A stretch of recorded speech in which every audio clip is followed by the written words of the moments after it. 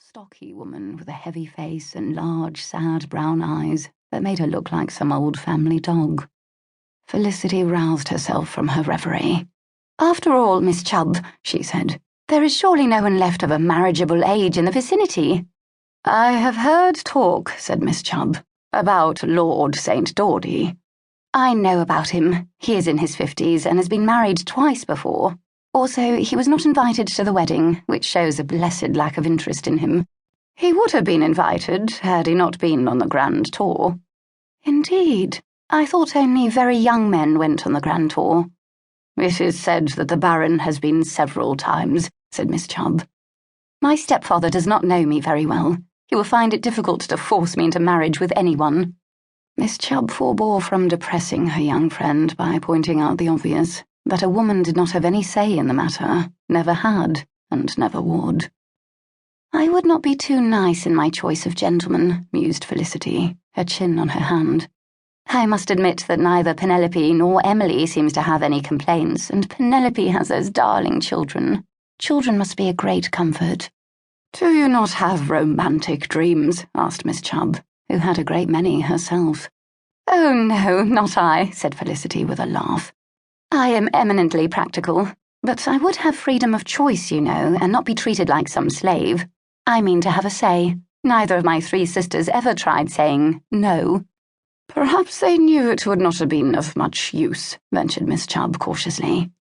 "Pooh! They are afraid of Mr. Palfrey, but I am not. It is early yet. Has he retired?" "I do not think so," said Miss Chubb. "One of the guests at the wedding breakfast spilt wine on the dining-room floor, and just before I came up to join you, he was screaming at the housemaids and saying that no one must rest until the floor was restored to its former glory." Felicity sighed. Due to Mr. Palfrey's finicky tastes, Tregarthen Castle was like a museum. It was not a medieval castle, but a relatively modern one, a sort of folly built in the middle of the last century by her grandfather, who had had romantic tastes. It even had a moat with a drawbridge, turrets with arrow slits, and great metal cauldrons on the battlements for pouring boiling oil down on the invading troops, who had lived only in her grandfather's active imagination. Inside, everything was polished to a high shine. Precious objects lay embedded in silk in rows of glass cases, for Mr. Palfrey was a great collector of objets d'art. Not a cobweb, not a speck of dust was allowed to sully any surface. The servants were overworked and consequently surly. Only this nursery up under the leads had been spared Mr. Palfrey's collecting and cleaning zeal. It was cluttered with some of the furniture he considered too old-fashioned for the staterooms below stairs, including 2 fine Chinese Chippendale chairs and a carved William and Mary chest. "Let us dress up and go out," said Felicity suddenly. Miss Chubb looked scared. Sometimes she and Felicity would dress up in men's clothes and ride to the nearest tavern. It was a small adventure, because they usually went out when Mr. Palfrey was visiting in London, and there could be no chance of their absence being noticed. The only servant in on the secret was the head groom, John Tremaine, who detested Mr. Palfrey with a passion, and who only stayed on out of loyalty to the remaining Channings. Felicity was still too young to realize it was most odd for an old and seemingly conventional governess to agree to such mad escapades, and did not yet even guess how very romantic and starved for adventure was poor Miss Chubb. "Mr. Palfrey might come looking for you," said Miss Chubb. "To kiss me good night. You know he never pays me the slightest heed."